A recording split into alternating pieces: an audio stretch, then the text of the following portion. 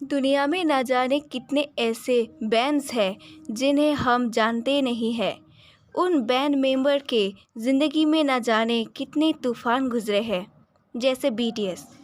BTS के सारे members ने अपने लाइफ में बहुत लड़ाइयाँ की है, लेकिन मुझे सबसे इंटरेस्टिंग लगी है सुगा की लाइफ स्टोरी।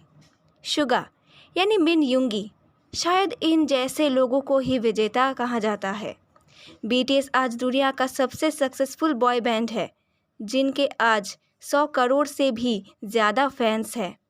इसी बीटीएस को आज मिन युंगी के बिना सोचा ही नहीं जा सकता। सुगा यानी मिन युंगी, इनका जन्म 1993 में 3 मार्च साउथ कोरिया के जायगू शहर में एक गरीब परिवार में हुई थी। सुगा उनके परिवार के छोटे बेटे हैं और उनका एक बड़ा भाई भी है। बचपन से वो एक सिंगर बनना चाहते थे। उन्होंने डेगून एलिमेंट्री स्कूल से प्राथमिक शिक्षा खत्म करके गुआनिया मिडिल स्कूल में एचएस पास करके ग्लोबल साइफर यूनिवर्सिटी से ग्रेजुएशन कंप्लीट करके यूनिक साइफर यूनिवर्सिटी में विज्ञापन और मीडिया को लेकर एमए कंप्लीट की। वो एक ब्राइट स्टूडेंट थे। जब वो 13 साल के थे तब उन्होंने एक रैप सुनी थी जिसका नाम था रग्गा माफिया। उसे सुनने के बाद रैप सॉन्ग गाने की उन्होंने ठान ली थी। वो अपने घर में छुप छुप के गाने लिखा करते थे, क्योंकि उनके माता पिता चाहते थे कि वो पढ़ लिख के एक अच्छी नौकरी करें। एमए पढ़ने के बाद उनके पापा उन्हें और पढ़ाना चाहते थे, लेकिन सुगा का बिल्कुल भी पढ़ने में मन नहीं लगता था। गाने का नशा उन्हें पागल कर देता था। कभी कभी वो पढ़ना लिखना छोड़ के गाना लिखना शुरू करते थे, लेकिन एक दिन उनके पापा ने उन्हें ऐसा करते हुए देख लिया। गुस्से से उन्होंने सुगा के मेहनत से लिखी गाने के पेपर्स को फाड़ दिया। अब सुगा को समझ में आया कि उनके घर वाले उन्हें उनके सपने को सच होने नहीं देंगे।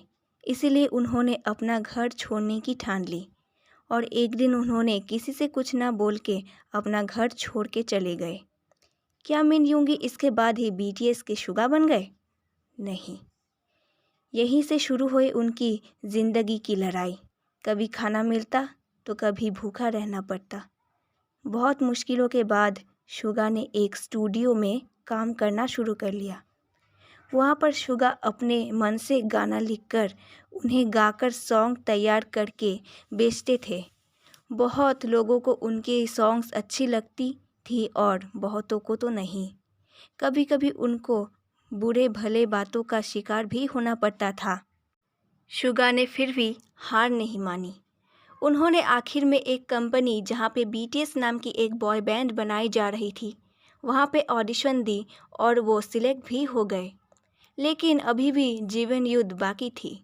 एक दिन सुगा अपने सॉन्ग्स बेचने निकले थे, लेकिन उस दिन उनकी एक भी सीडी नहीं बिकी, तो उनका दिल बहुत ख़राब था। तब वो रोड क्रॉस करने गए थे, तब एक बस के साथ उनकी ज़ोरदार टक्कर हो गई। भगवान के आशीर्वाद से वो बच गए, लेकिन उनके बाएं कंधे पर भयानक चोट पहुंची थी। कंपनी के निकाल देने के डर से उन्होंने किसी से कुछ भी नहीं कहा था।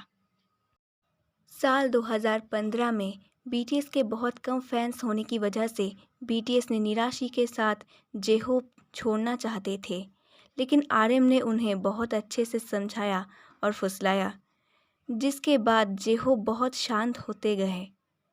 अब तब से आरएम सुगा के मनपसंद मेंबर बन गए। अब समय था साल 2016। अब सुगा के युद्ध का दिन ख़त्म हुआ।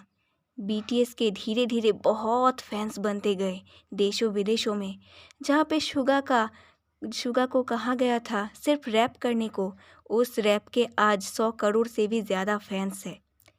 उनके लेटेस्ट रैप सॉन्ग्स अगस्त डी और डचिटा के तो पूरे दुनिया फ़ैन है। आज वो एक कामयाब कोरियन सिंगर है। इस वीडियो के लास्ट में डचिटा के थोड़ी सी वीडियो उठा के दिया गया है, आप वो रैप सुन सकते हैं।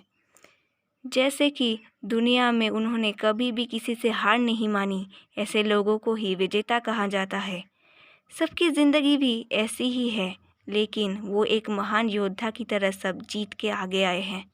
शुगा हमें ये सिखाते हैं कि हालात कितने भी बुरे हो, कभी हार नहीं माननी चाहिए।